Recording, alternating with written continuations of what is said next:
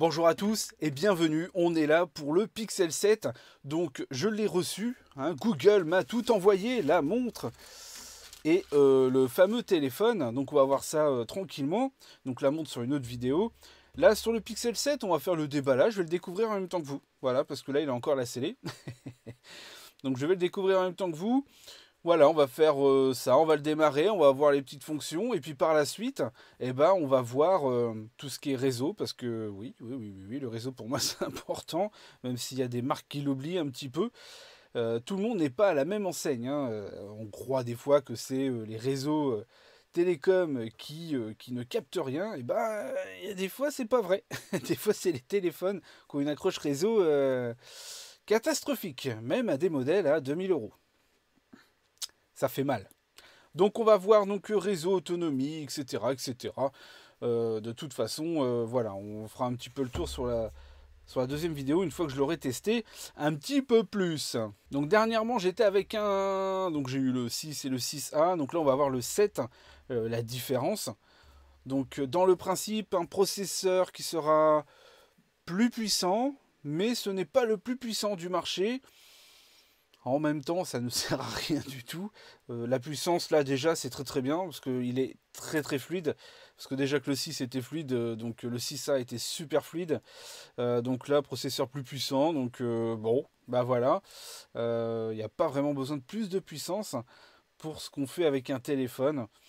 Donc la puissance sert plus à gérer en fait les algorithmes, etc. À voir, on fera le retour. Allez, c'est parti, on va l'ouvrir parce que là, j'en peux plus d'attendre. Donc voici le fameux Pixel 7 et la montre qu'on verra plus tard. Donc le Pixel 7, donc en vert citron. C'est parti, donc autour de la boîte, bah voilà, pour dire que c'est un 6,3 pouces avec la 5G. Bon bah ça maintenant ça devient un standard, un 128 Go pour ce modèle-ci. On y va, on arrache les languettes. Hop là, les petites languettes, voilà, donc logiquement maintenant...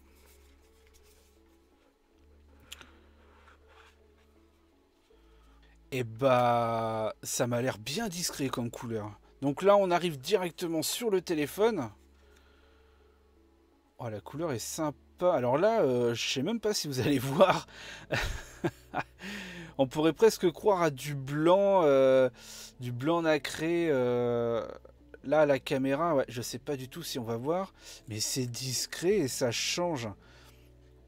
Donc là, ce qu'on voit, hein, clairement, voilà, donc une coque complète. Je regrette par contre c'est au niveau des boutons. Moi, j'aimais bien la petite touche Google avec le petit bouton power d'une couleur. C'était assez sympa quand même, hein. Donc le design se peaufine. Il est vraiment, vraiment beau. Il est moins lourd que le 6. Alors ça, je vais adorer. Parce que le 6 était un petit peu lourd. Il me faisait mal au petit doigt, en fait, quand on porte le téléphone. Voilà, le petit doigt, bah, ça faisait mal. Ok, donc l'enceinte, le micro, l'USB-C, bon bah normal, hein. Un autre micro. On va voir ça ensemble. Très agréable en main. Ouais, j'adore. J'adore, j'adore, j'adore. On va voir la suite. Donc, alors là, il n'y a pas de surprise, hein, mais vraiment pas de surprise. L'adaptateur, voilà, qui permet en fait de brancher... donc ça, vous mettez ça sur votre téléphone et à partir de là, vous branchez une imprimante, une clé USB, un clavier, un chauffe-tasse, enfin vous avez compris. On peut brancher tout ce qui peut être branché quasiment, quoi. Donc voilà, le petit adaptateur qu'il ne faut pas perdre. Alors évidemment, là ça devient une mode, pas de bloc alimentation, mais on a quand même le câble, quand même, hein. C'est cool, merci. Donc le câble USB-C vers USB-C. Donc voilà, donc ça fait déjà très longtemps qu'ils font ça. C'est l'USB type C. Donc voilà un petit peu pour la boîte. Donc très petite. Du coup, on va refermer ça. Voilà. On va le mettre de côté. Voilà. Oh, maintenant on va voir le fameux téléphone. On va enlever la petite protection. Donc voilà, on est sur un téléphone alors qui est puissant, qui est double enceinte, enceinte stéréo comme d'habitude, une enceinte en haut, une enceinte en bas. On a de la recharge rapide qui fonctionne sur des chargeurs 30 watts, mais attention, attention, attention, il ne charge pas à 30 watts. Hein. Attention, là il y a une petite subtilité, lui il va s'arrêter, je crois que c'est 27 pas plus. Au niveau des réseaux, on a tous les réseaux qui est possible d'avoir dedans, voilà. Donc ça c'est assez cool, même si vous êtes chez Free, et ben vous allez avoir toutes les bandes possibles, donc il n'y aura pas de problème. Vous allez avoir d'ailleurs la 5G partout où vous avez la 4G+. L'écran, bah, c'est un écran AMOLED. Donc super écran, super écran. On n'est pas sur de la Quad HD, attention, on est sur du Full HD. Bah ça suffit, hein. Franchement, ça suffit largement. C'est exactement la même chose que sur le 6A pour regarder des séries et tout, mais c'est excellent. Voilà, il n'y a vraiment pas de souci. Après, pour le souci du détail, donc l'écran peut monter jusqu'à 90 Hz, mais si vous en foutez complètement du 90 Hz parce que vous voyez pas spécialement la différence, bah, je vous conseille plutôt de le désactiver. Voilà, vous restez en 60, bah, ça va vous faire économiser de l'autonomie. Un super écran, un son très très bon, un processeur maison de chez Google, le Tensor 2. Sur celui-ci, on est à 8 Go de RAM. Alors déjà que 4 Go de RAM, ça tournait super bien, mais là il y en a 8. Recharge sans fil, recharge inversée pour pouvoir recharger votre paire de Pixel Bud ou la montre. Je n'ai pas testé encore la montre, hein, parce que je vais la déballer tout à l'heure.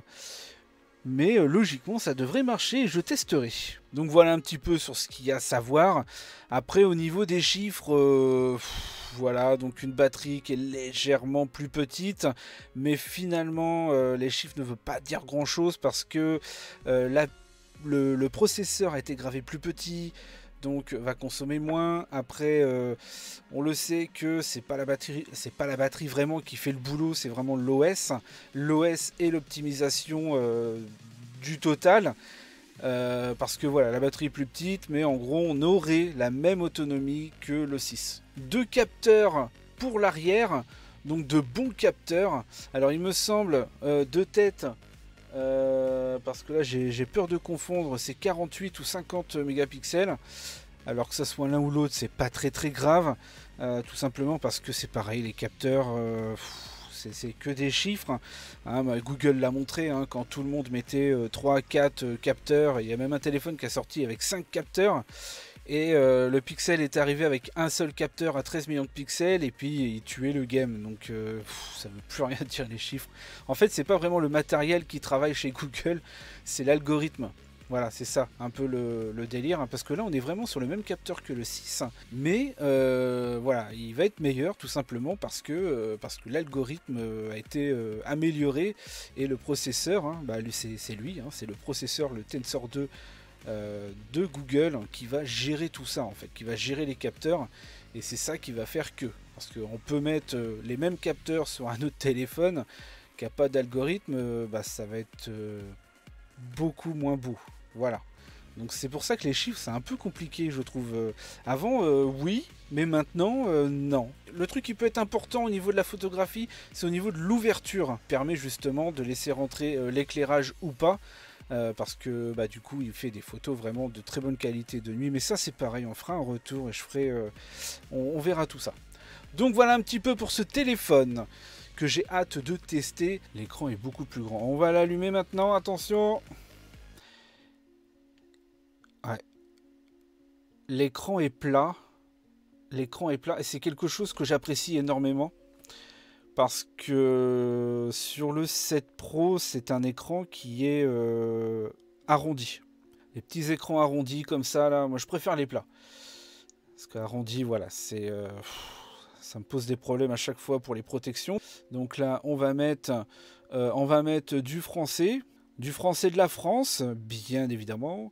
Le commencement, connectez-vous à un réseau mobile. Et bah, pas tout de suite. Donc là, configurer hors ligne. On verra ça tout à l'heure. Donc on est bien heure de Paris le jeudi. Plus, accepté. Voilà. On passe évidemment pour l'empreinte digitale qui est sous l'écran. On peut déverrouiller le téléphone facial. Un peu comme Apple ou comme faisait avant Apple les Windows Phone. Le fameux Lumia 950. Baissez la tête, levez la tête. Parfait. Préparation de votre téléphone. Donc voilà le fameux Pixel 7. Alors là, c'est un vrai bonheur. Alors moi, c'est des produits que j'adore. Alors je vais peut-être me faire taper dessus, mais c'est des produits que je préfère à Samsung ou autre pour une chose.